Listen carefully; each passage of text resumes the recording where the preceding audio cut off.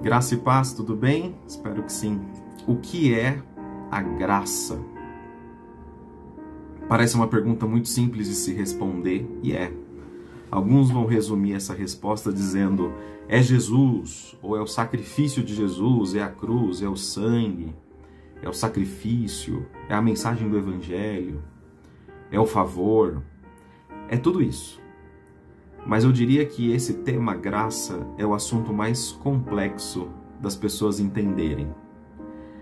O tema graça, ele é tão paradoxal e ele é tão longe da mente humana, ele transcende tanto, que para uma pessoa entender a graça, ela tem que tentar se despir da sua própria humanidade. A pessoa deve tentar se despir das suas religiosidades, porque não é tão simples compreender a graça. A graça é algo tão bonito, é algo tão maravilhoso, que quando nós nos encontramos com a graça, nós nos envergonhamos tanto, nós nos recolhemos tanto, nós nos curvamos tanto, que dói em nós saber o que é de fato. Para alguns a resposta é simples, para outros a resposta é complexa. Para outro a resposta ela é inaceitável. Eu fiz alguns vídeos aqui, em algum momento a gente pensa sobre isso, e algumas respostas, comentários dos vídeos mostram até uma violência nas palavras, não aceitando, como por exemplo a nossa queda em Adão. Teve um comentário: como assim? Nós pecamos em Adão, nós pecamos quando nós pecamos, que história é essa de Adão? Você está inventando em grandes textos com recortes bíblicos e etc., sem entender que essa é uma convergência em 99,999% de todo biblista, de todo teólogo ou de todo crente que entendeu de fato a graça. Mas como eu comento sempre, compreender a graça é um processo. E o primeiro passo, eu estou olhando para o lado porque eu anotei algumas coisas aqui para não esquecer e outras eu vou ler para vocês. A primeira coisa para nós entendermos a graça é entender a depravação do homem. E aí eu vou ler para você. Depravação, ou definição de depravação, é o estado do homem sem Cristo. Do ponto de vista bíblico, o homem está na pior situação possível. Isso não quer dizer que o homem é completamente mau, mas refere-se à avaliação do homem por Deus. Gênesis 3:22, Romanos 3:9, 19 e 23. Nada tem a ver com a conduta ou comportamento do homem, mas com o seu estado ou a sua condição diante de Deus. Ou seja, todo ser humano, absolutamente todo ser humano, ele é caído. A sua natureza é uma natureza caída. Quando você nasce, você já nasce pecador, já nasce corrompido pelo pecado. O pecado, ele desestabilizou a harmonia da terra. O pecado, ele desestabilizou tudo, absolutamente tudo. Ele colocou em desarmonia a mais bela canção. Ele desafinou o mais belo instrumento, que era a vida. O segundo ponto é entender a natureza pecaminosa do homem. Aí eu vou ler de novo. Toda a raça humana é classificada como estando debaixo do pecado.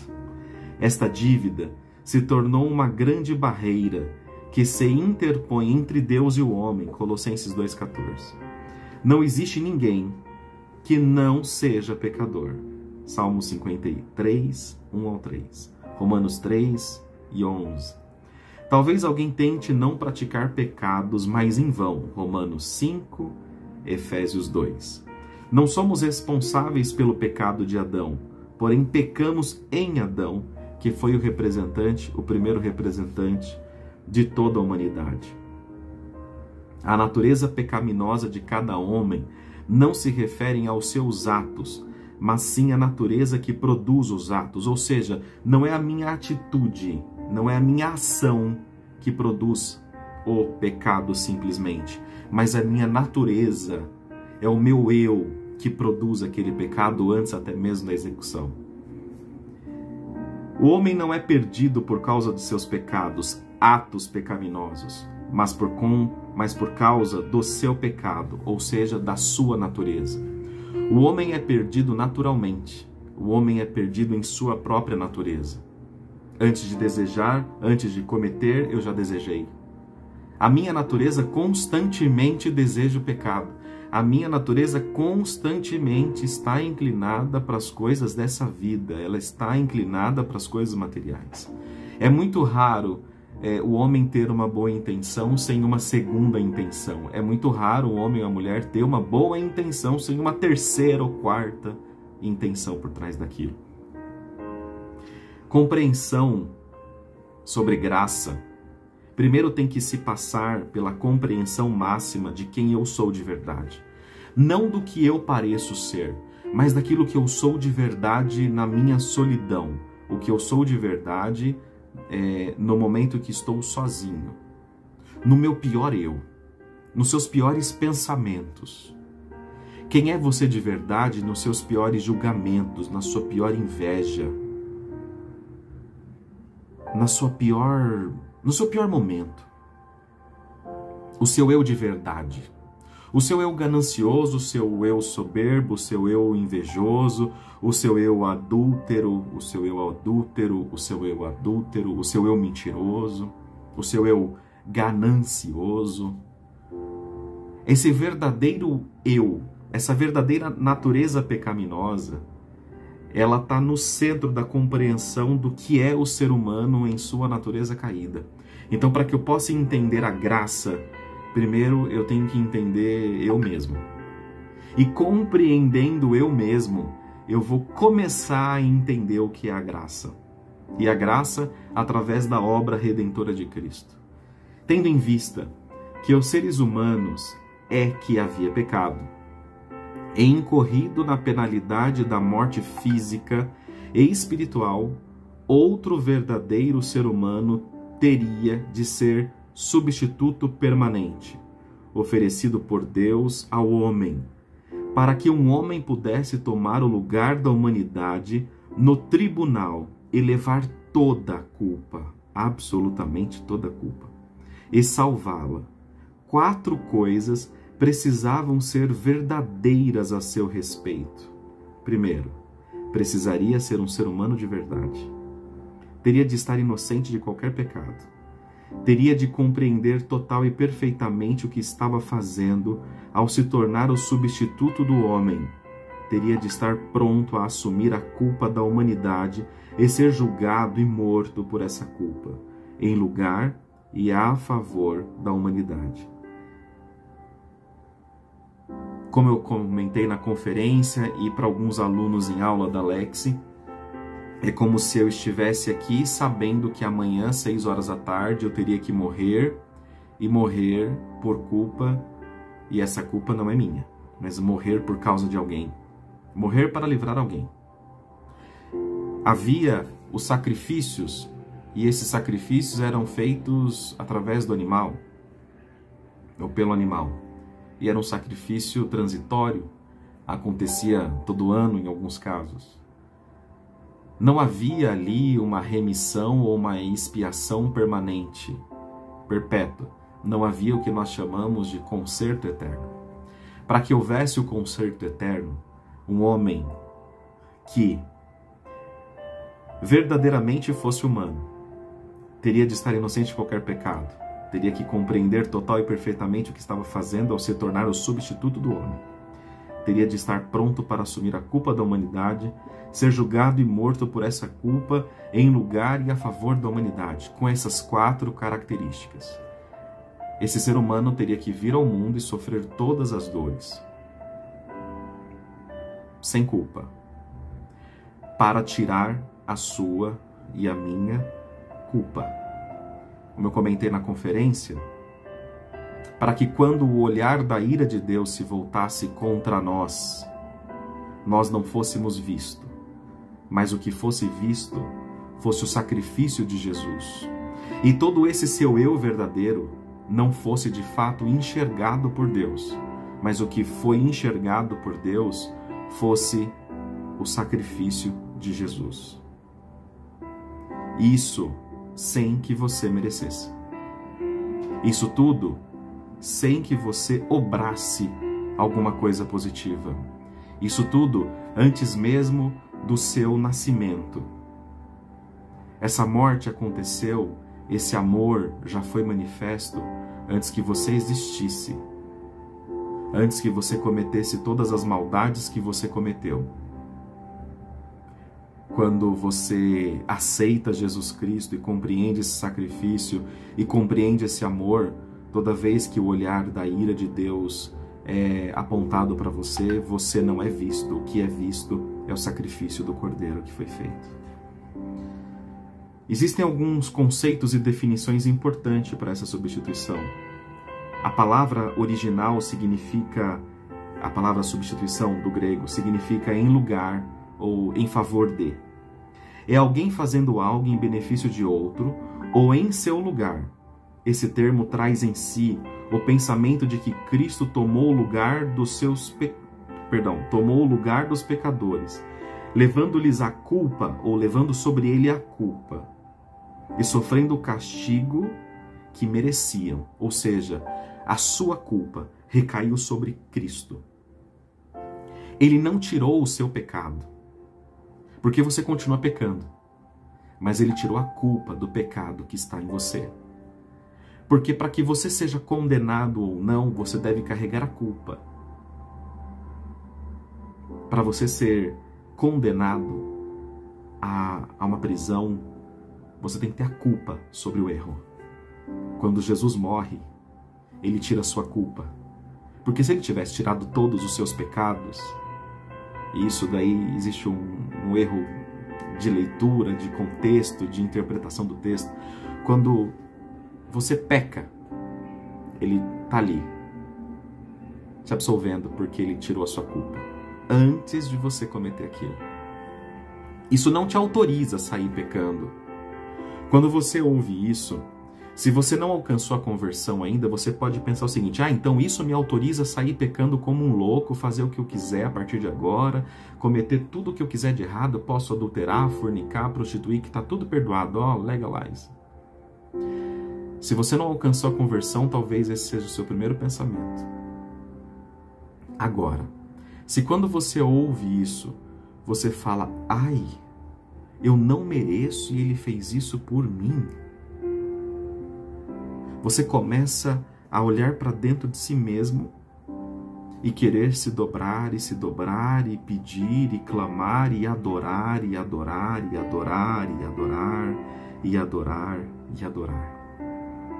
O seu desejo, quando ouve isso e você alcança a verdadeira conversão, o seu desejo é de estar próximo a Ele, junto a Ele, vivendo com Ele e por Ele. Não é sair pecando como um louco. É o inverso. Porque se quando você entende isso, você tem o desejo de partir e fazer tudo que é errado porque está tudo podendo, significa que você não ama Ele, não é grato pelo que Ele fez. Mas que você continua, através da sua natureza caída, pensando simplesmente nos seus prazeres e naquilo que você quer. Para Jesus ser nossa substituição, era necessário que Ele encarnasse, identificasse, separasse e morresse. A reconciliação significa que Deus pode, agora, levar o homem a ter comunhão com Ele, por causa da obra tríplice realizada por Cristo na cruz. A propiciação retira o homem de sob a ira de Deus, ao satisfazer sua retidão e sua justiça. A redenção retira o homem da escravidão do pecado e a Satanás é retirado. Mediante o pagamento de um resgate, a substituição retira o homem de sob a penalidade da morte através da morte de Cristo. Ou seja, a morte que era para você foi para Ele. Esses 3 atos de Cristo já derrubam a barreira que o pecado do homem levantava entre ele e Deus. Contudo, mesmo depois da destruída barreira, o relacionamento entre Deus e o homem precisa ser restabelecido. Este é o ato de reconciliação. A reconciliação liberta o homem de sua atitude mental de afastamento de Deus e o leva para a comunhão com Deus. A partir do momento que você compreende esse sacrifício, entendendo a substituição do sacrifício, e você se entrega a isso, você se conecta com a reconciliação. E a principal característica dessa reconciliação é o genuíno arrependimento. Arrependimento esse que não é remorso e não é tristeza e não é produzido por você, porque você é caído, não se esqueça disso. Você por você mesmo não é capaz de produzir absolutamente nada bom. Você por você mesmo não é capaz de produzir nada. Porque você não faz obras boas para se salvar. Eu não corto cabelo, eu não uso calça, eu não uso bermuda, eu não vou ao cinema, eu não assisto televisão, eu não fornico, eu não adultério, eu não minto para ser salvo. Não é isso. Porque nenhuma dessas obras compra o ingresso da sua salvação. Eu já disse isso em alguns vídeos. É como se a salvação fosse um troco e eu tivesse o dinheiro para comprar o objeto da salvação. Mas todas as obras boas, e não confunda boas obras com seguir ritualisticamente e sagradamente os usos e costumes de uma igreja ou de uma sociedade. Tem muita gente que acha que boas obras é eu seguir os costumes, os usos e costumes da minha igreja. Isso daí é até uma excelente característica, mostra submissão e é importante. Se você faz parte de uma instituição religiosa, seguir a sua instituição. Estar ali em comunhão com as doutrinas, usos e costumes e tudo que a sua instituição prega. Mas isso não é boa obra. As boas obras é o que nós chamamos, biblicamente, de frutos ou fruto do Espírito. E esse fruto do Espírito não significa obras geradas pela sua própria mão. Por mais que você guarde o sábado, não coma carne de porco, não use calça, não faça isso, não faz aquilo, não faz aquilo outro, etc, etc, etc. Nada disso é possível de te salvar. Mas toda boa obra é o fruto do Espírito Santo manifesto em você. Porque uma vez que você creu em Jesus, você é selado com a promessa, que não é falar línguas. E quando você é batizado, quando você é selado com a promessa do Espírito Santo, e você recebe o batismo do Espírito Santo, você começa a obrar, a ter obras. E essas obras boas é a característica de quem já foi salvo.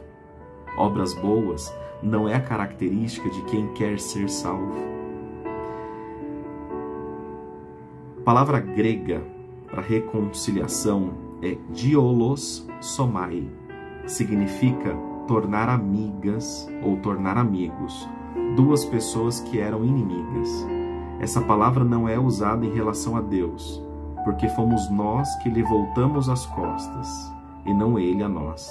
Mateus 5, 24. Com isso em mente, nós começamos a entender que tudo o que habita em nós e é bom, não foi gerado por mim mesmo. Porque se eu tenho interesse de ter boas obras, às vezes esse interesse está relacionado com uma segunda má intenção, que é ser bem visto pela minha comunidade religiosa, alcançar algum cargo na minha comunidade religiosa. Se eu não ando com pessoas que não são bem vistas também, isso é para que eu possa manter a minha imagem, etc, etc, etc. Ou seja, até as suas boas obras é para proteger a tua vaidade. Não é a questão do escândalo. Essa questão do escândalo, como discutida até em sala com alguns alunos da Lexi, não são os escândalos dos usos e costumes, mas são os escândalos que vão contra a palavra de Deus. E se a pessoa se escandaliza porque você não obedeceu algum uso e costume, significa que nem a pessoa e nem você, talvez, entendeu o verdadeiro Evangelho. O ponto central de tudo isso é: o que é a graça? A graça nada mais é entender que a salvação não veio por obras, para que ninguém se glorie, mas ela é gratuita. A graça é quando você recebe alguma coisa sem ter mérito por aquilo. A graça é quando você compreende que Ele morreu em seu lugar para que fosse tirado de você a culpa do pecado e que você reconciliasse com Ele. A graça é entender que quando Deus olha para você, Ele não enxerga você, mas Ele enxerga o sacrifício substituto de Jesus. A graça é quando você não enxerga em você mérito algum e entende que foi Ele quem fez. Graça é entender que você, gerando boas obras, não é para ser salvo. Significa que você foi salvo. E você não se infla com isso, porque você sabe que essas boas obras é o Espírito Santo de Deus em você, não é você por você mesmo. Graça é quando você reconhece que você continua pecando e você continua pecador. Por isso que não é tão fácil entender como que um pecador consegue perdão. Não é tão fácil entender. Nossa, como é que eu vou entender a graça? Como é que Ele me perdoa de qualquer coisa? Isso parece hipergraça, isso parece herético, porque você começa a querer validar a sua entrada no céu. O encontro com a graça é quando você entende que o homem não tem mérito nenhum. Absolutamente mérito nenhum.